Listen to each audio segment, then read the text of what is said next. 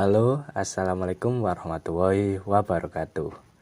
Sebelumnya, perkenalkan, nama saya Luki Andrean dari kelas SI 2020A. Di sini saya akan menjelaskan sedikit tentang sejarah perkembangan komputer dari generasi pertama sampai dengan generasi saat ini, yaitu generasi kelima. Langsung saja kita beralih ke pembahasan.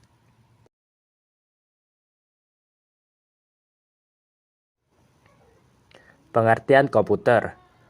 Sebelum membahas lebih lanjut tentang sejarah dari komputer, alangkah baiknya kita mengetahui pengertian dari komputer itu sendiri. Pada awalnya, istilah komputer merupakan julukan untuk seseorang yang ahli di bidang aritmatika. Kemudian, pada tahun 1897, istilah komputer ditunjukkan kepada perangkat atau mesin yang digunakan sebagai alat hitung. Dan akhirnya, pada masa sekarang, istilah komputer mempunyai arti perangkat elektronik yang mampu melakukan serangkaian tugas seperti menerima input dan kemudian memprosesnya sesuai perintah.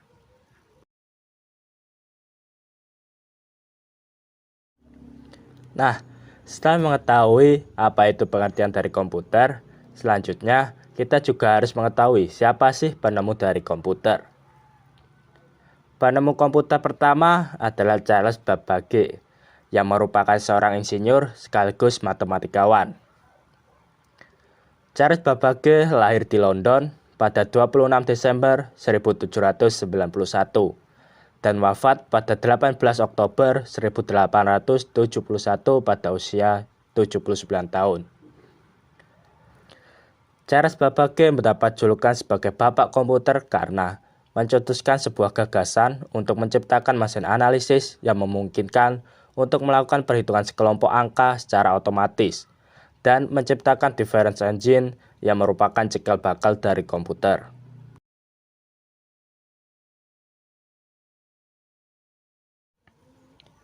Selanjutnya, setelah kita mengetahui tentang pengertian dari komputer dan siapa pencipta dari komputer, kita beralih ke pengelompokan generasi komputer. Sejak pertama diciptakan sampai sekarang, komputer telah mengalami perkembangan yang sangat pesat. Oleh karena itu, agar lebih mudah untuk mempelajari sejarah komputer, maka dibuat pengelompokan berdasarkan generasinya. Hingga saat ini, total terdapat 5 generasi komputer, yaitu generasi pertama, generasi kedua, generasi ketiga, generasi keempat, dan generasi kelima.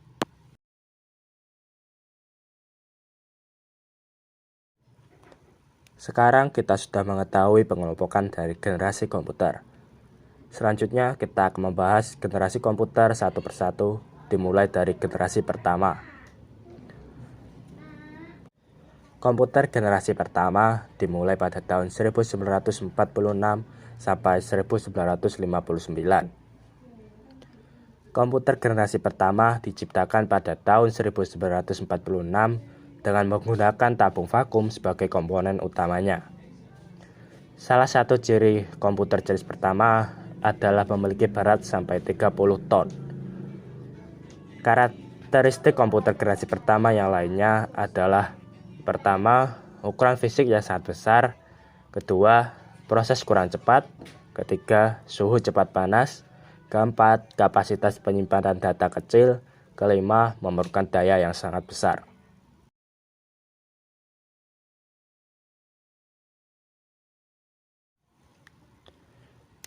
Contoh komputer generasi pertama adalah Mark I, Mark II, IBM 702, IBM 704, IBM 709, ENIAC, ELVAC, dan UNIVAC 1.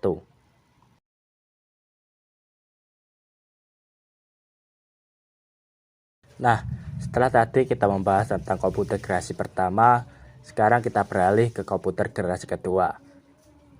Komputer generasi kedua dimulai pada tahun 1959 sampai 1965. Pada komputer generasi kedua, penggunaan tabung vakum telah tergantikan oleh transistor yang canggih sebagai komponen utama. Selain itu, komputer generasi kedua tidak lagi menggunakan bahasa mesin seperti sebelumnya, dan telah tergantikan oleh bahasa Fortran dan COBOL. Karakteristik komputer generasi kedua: yang pertama, komputer utamanya yaitu transistor. Kedua, menggunakan bahasa tingkat tinggi seperti Fortran, COBOL, dan algoritma. Yang ketiga, mempunyai kapasitas memori yang juga cukup besar dengan perkembangan dari magnetic cold storage dan dapat menyimpan puluhan ribu karakter. Yang keempat, simpanan luar menggunakan magnetic tape dan magnetic disk. Yang kelima, mempunyai kemampuan proses real time dan time sharing.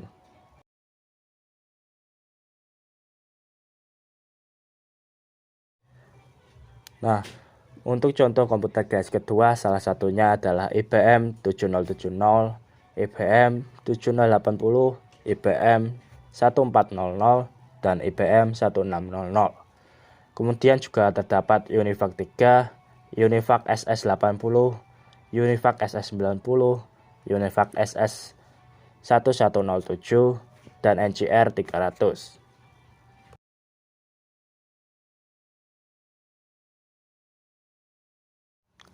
Selanjutnya kita akan beralih ke komputer generasi ketiga.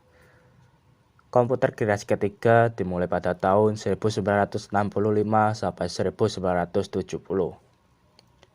Pada generasi ketiga, bentuk transistor diperkecil kemudian diletakkan pada IC bersama beberapa resistor dan kapasitor.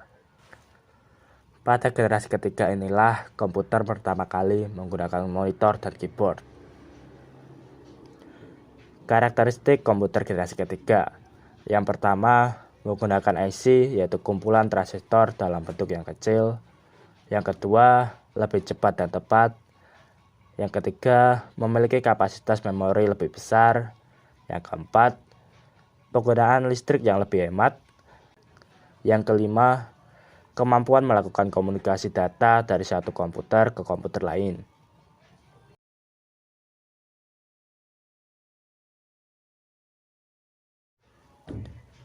Untuk contoh komputer generasi ketiga terdapat GE600, GE235, UNIVAC 1108, dan UNIVAC 9000.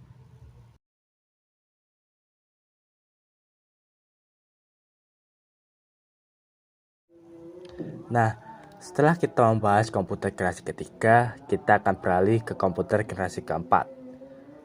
Komputer generasi keempat dimulai pada tahun 1971 sampai 1983. Komputer generasi keempat telah memanfaatkan teknologi baru bernama mikroprosesor.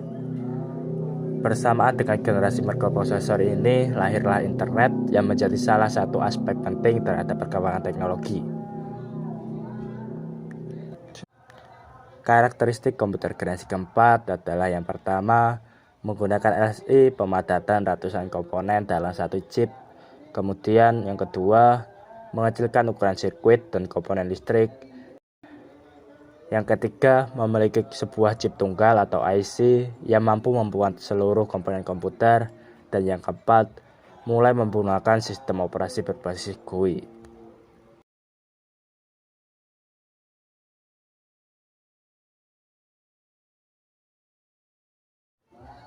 Selanjutnya, untuk contoh komputer generasi keempat adalah IBM 370, Apple III, IBM PS2, IBM PC 386, dan Intel Pentium.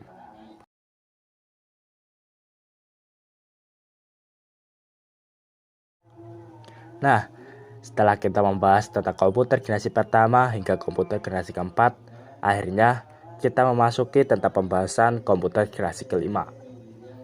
Komputer generasi kelima dimulai pada tahun 1983 hingga sekarang. Pada generasi kelima, komputer telah memanfaatkan teknologi terbaru bernama AI. Teknologi AI memiliki kecerdasan buatan sehingga dapat melakukan input dengan lebih baik dan bahkan dapat menggunakan bahasa sehari-hari, menyesuaikan keadaan, dan mempelajari lingkungan sekitar. Karakteristik komputer generasi kelima. Yang pertama, desain dan teknologi semakin berkembang.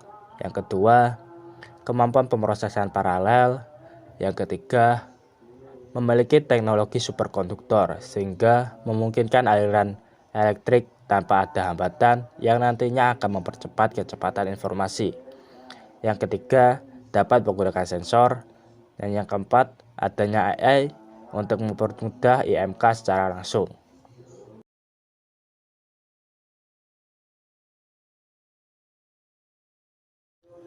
Selanjutnya, untuk contoh komputer generasi kelima adalah IBM PC 5150, BM 5140, Macintosh 128K, dan MacBook.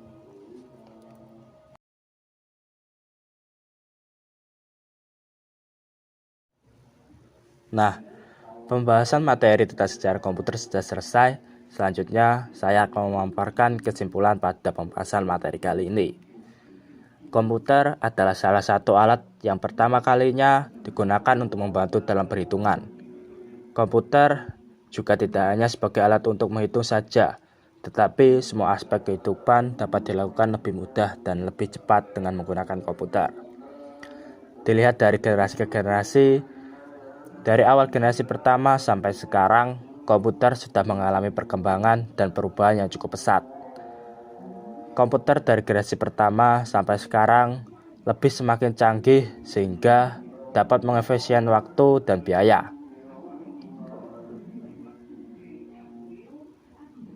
Saat ini komputer sudah semakin canggih dengan teknologi baru yang bermunculan dan juga yang ramah lingkungan.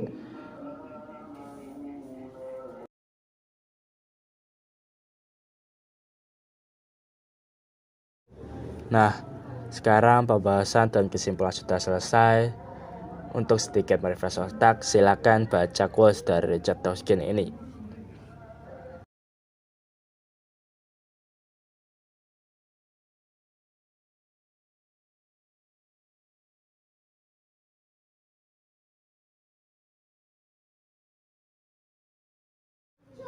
Akhirnya, kita sampai pada akhir pembahasan kita tentang sejarah komputer.